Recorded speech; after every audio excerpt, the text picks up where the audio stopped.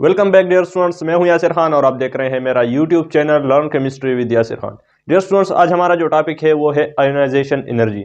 आज के लेक्चर में हम कवर करेंगे कि आयोनाइजेशन एनर्जी क्या है और किन फैक्टर पर आयोनाइजेशन एनर्जी डिपेंड करती है और इसकी ट्रेंड्स हम in the groups in the period हम डिस्कस करेंगे कि आयोनाइजेशन एनर्जी हमारे पास इन द ग्रुप्स और इन द पीरियड इंक्रीज होती है या डिक्रीज होती है। तो चलते हैं अपने टॉपिक की तरफ और स्टार्ट करते हैं अपने टॉपिक को।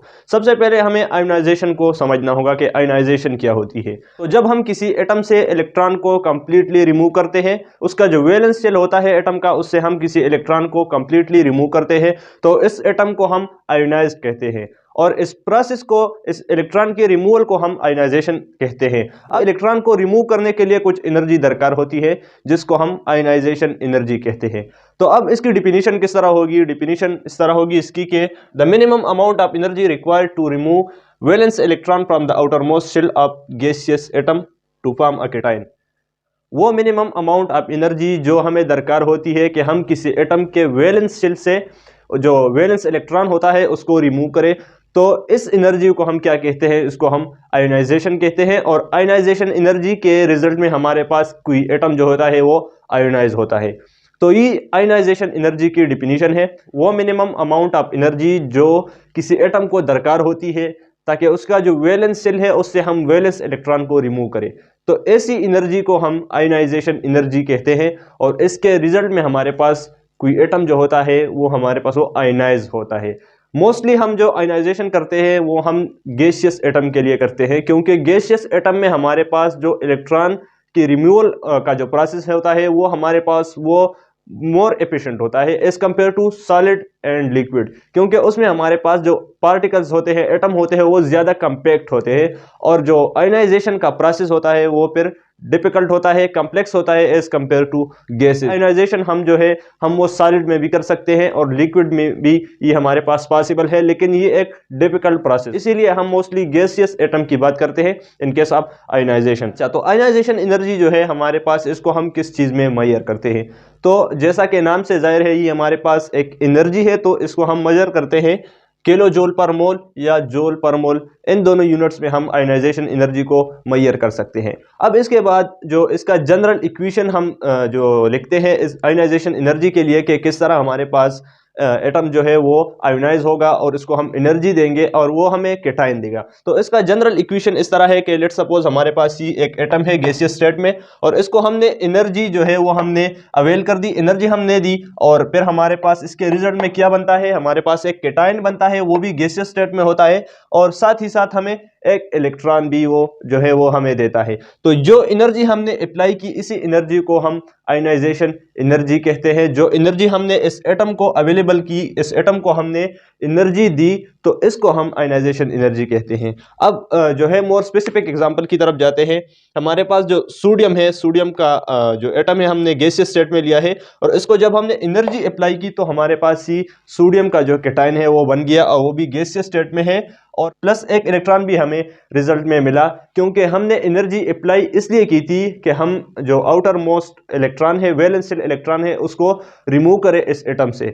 तो इस प्रोसेस में जितनी एनर्जी कंज्यूम हुई, जितनी एनर्जी हमने इस एटम को दी, वो हमारे पास इक्वल है 496 किलो जूल पर मोल।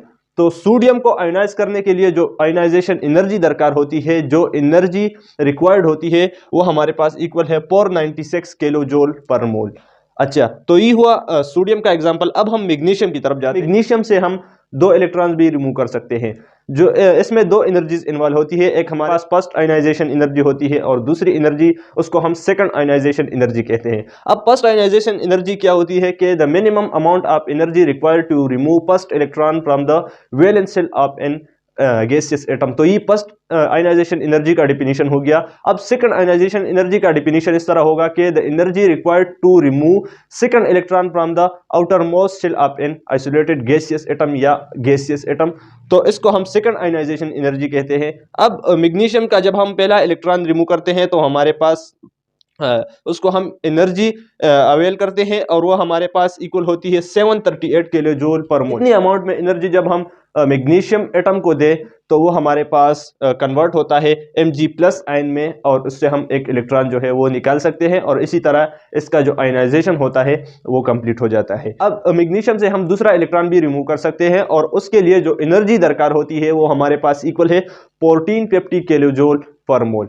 तो इससे ये बात भी वाज़ेह होती है कि first ionisation energy is always less than second ionisation energy. First ionisation energy जो होगी वो हमेशा हमारे पास वो लेस होगी विद सेकंड आयनाइजेशन एनर्जी, क्योंकि जब हम पहले इलेक्ट्रॉन को रिमूव करते हैं तो वो हमारे पास वो बहुत इजी होता है as compared to remove second electron, कि जब हम किसी एटम से एक इलेक्ट्रॉन को रिमूव करते हैं तो हमारे लिए बहुत आसान होता है, लेकिन जब हम उससे दूसरे इलेक्ट्रॉन को भी रिमूव करने की कोशिश करते हैं तो फिर ये हमारे लिए एक डिफिकल्ट प्रोसेस बन जाता है और ज़्यादा एनर्जी कंज्यूम होती है इस प्रोसेस में। क्योंकि जब हमारे पास एक इलेक्ट्रॉन कोई एटम से रिमूव हो जाता है तो हमारे पास जो नंबर ऑफ प्रोटॉन है वो ज़्यादा हो जाते हैं न्यूक्लियस में और उनका जो पुल होता है बाकी इलेक्ट्रॉन्स पर वो ज़्यादा हो जाता है एज कंपेयर टू जो इलेक्ट्रॉन्स की तादाद सेम थी प्रोटॉन के साथ। जब हमारे पास एक इलेक्ट्रॉन रिमूव हो गया है तो बाकी इलेक्ट्रॉन्स को निकालना बहुत ज़्यादा डिफिकल्ट होगा और ज़्यादा एनर्जी दरकार होगी ताकि हम दूसरे इलेक्ट्रॉन को भी रिमूव करें। तो इससे ये बात सामने आती है कि फर्स्ट आयनाइजेशन एनर्जी जो है वो हमेशा लेस होती है सेकंड आयनाइजेशन एनर्जी से, यानी कि पहला इलेक्ट्रॉन को रिमूव करना हमारे पास वो ईजी होता है और जब हम दूसरे इलेक्ट्रॉन को रिमूव करते हैं तो फिर वो एक डिफिकल्ट प्रोसेस बन जाता है और ज़्यादा एनर्जी कंज्यूम होती है इस प्रोसेस में। तो ये हुई हमारे पास आयनाइजेशन एनर्जी की बात। इसके बाद हम वो फैक्टर डिस्कस करेंगे जो इफेक्ट करते हैं जो आयनाइजेशन एनर्जी पर उसका कुछ असर होता है। तो अब हम उन फैक्टर को डिस्कस करेंगे। अगर इन फैक्टर को हम चेंज करें तो आयनाइजेशन एनर्जी भी चेंज होगी with respect to these factor. सबसे पहला जो फैक्टर है उनमें हमारे पास वो है एटॉमिक रेडियस।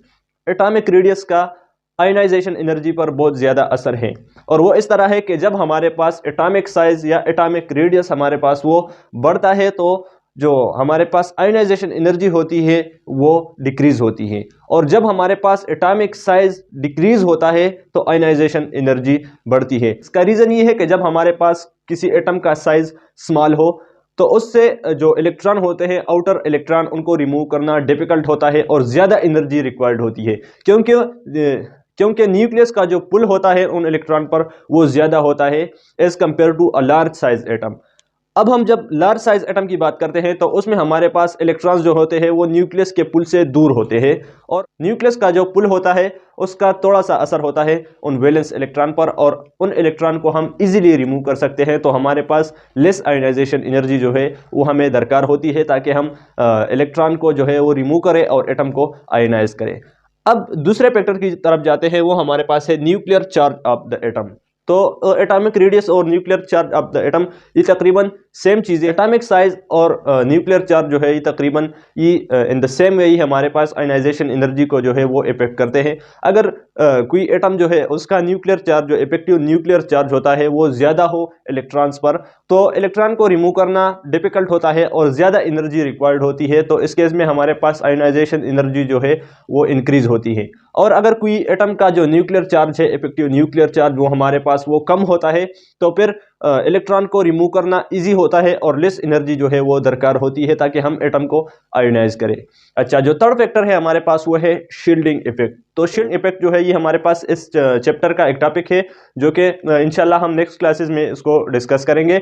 अब डिफिनीशन की हद तक इसको समझ सकते हैं। हमारे पास इनर इलेक्ट्रॉन की फोर्स की वजह से या रिपल्शन की वजह से हमारे पास जो आउटर इलेक्ट्रॉन होते हैं, आउटर मोस्ट इलेक्ट्रॉन या वैलेंस इलेक्ट्रॉन जो होते हैं वो न्यूक्लियस के पुल से बाहर हो जाए, न्यूक्लियस के पोर से दूर हो जाए, तो ऐसे इफेक्ट को हम शील्डिंग इफेक्ट कहते हैं। और शील्डिंग इफेक्ट जो है वो हमारे पास आयनाइजेशन एनर्जी को इफेक्ट करता है कि जब हमारे पास शील्डिंग इफेक्ट ज्यादा होती है तो लेस आयनाइजेशन एनर्जी रिक्वायर्ड होती है एटम को आयोनाइज करने के लिए और इलेक्ट्रॉन को रिमूव करने के लिए। इसी तरह अगर शील्डिंग इफेक्ट हमारे पास वो डिक्रीज होता है, इलेक्ट्रॉन का जो इनर इफेक्ट होता है वो डिक्रीज होता है, तो हमारे पास ज़्यादा आयोनाइजेशन एनर्जी रिक्वायर्ड होती है ताकि हम एटम को आयोनाइज करें। तो इसी तरह हमारे पास शील्डिंग इफेक्ट जो है वो इफेक्ट करती है आयोनाइजेशन एनर्जी को।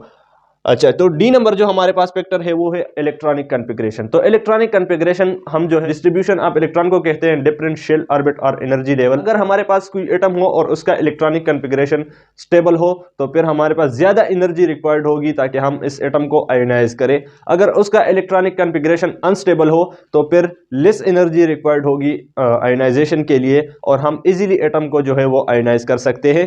अकॉर्डिंग टू हून रूल्स ऑफ मल्टीप्लिसिटी जो है हाफ फिल्ड ऑर्बिटल और पुली फिल्ड ऑर्बिटल जो है ये ज्यादा स्टेबल होते हैं एज कंपेयर टू जो बाकी के ऑर्बिटल हो। जब किसी एटम की इलेक्ट्रॉनिक कॉन्फ़िगरेशन इस तरह की हो कि वो हाफ फिल्ड हो या कंप्लीटली फिल्ड हो तो उनसे हमारे पास इलेक्ट्रॉन को रिमूव करना ये बहुत डिफिकल्ट होता है और ये हमारे पास फिर ज्यादा एनर्जी रिक्वायर्ड होती है ताकि हम एटम को आयोनाइज करें। तो इसी तरह इलेक्ट्रॉनिक कॉन्फ़िगरेशन हमारे पास ही इफेक्ट करती है आयोनाइजेशन एनर्जी को। अच्छा, तो अब हम डिस्कस करेंगे कि आयोनाइजेशन एनर्जी के ट्रेंड्स क्या है पीरियड में और ग्रुप्स में। तो सबसे पहले हम ग्रुप्स की बात करते हैं। As we move from top to bottom in a group the ionisation energy decrease. और इसकी रीजन ये है कि हमारे पास जो न्यूक्लियस का पुल होता है वो हमारे पास वो डिक्रीज होता है और जो शील्डिंग इफेक्ट होता है वो इंक्रीज होता है। तो इसी वजह से हमारे पास जो आयोनाइजेशन एनर्जी होती है वो डिक्रीज होती है और लेस एनर्जी दरकार होती है ताकि हम किसी एटम को आयोनाइज करें। अच्छा, अब हम पीरियड की बात करते हैं। तो पीरियड में as we move from left to right ionisation energy हमारे पास जो होती है वो इंक्रीज होती है और इसका रीजन ये है कि न्यूक्लियर चार्ज और न्यूक्लियर पुल जो होता है वो हमारे पास इंक्रीज होता है और शील्डिंग इफेक्ट जो होता है वो डिक्रीज होता है। तो इसी वजह से हमारे पास जो आयोनाइजेशन एनर्जी है वो इंक्रीज होती है as we move from left to right in a period. तो डियर स्टूडेंट्स, ये था हमारा आज का टॉपिक आयोनाइजेशन एनर्जी, जिसमें हमने आयोनाइजेशन एनर्जी को डिस्कस किया और साथ ही साथ वो फैक्टर हमने डिस्कस किए जो आयोनाइजेशन एनर्जी को इफेक्ट करते हैं। इसके बाद हमने आयोनाइजेशन एनर्जी के जो ट्रेंड्स हैं in the groups and period वो हमने डिस्कस किए। तो डियर स्टूडेंट्स, अगर आपको हमारी वीडियो अच्छी लगी हो तो वीडियो को लाइक कर दीजिए और चैनल को सब्सक्राइब कर दीजिए। इंशाल्लाह मिलते हैं नेक्स्ट लेक्चर में।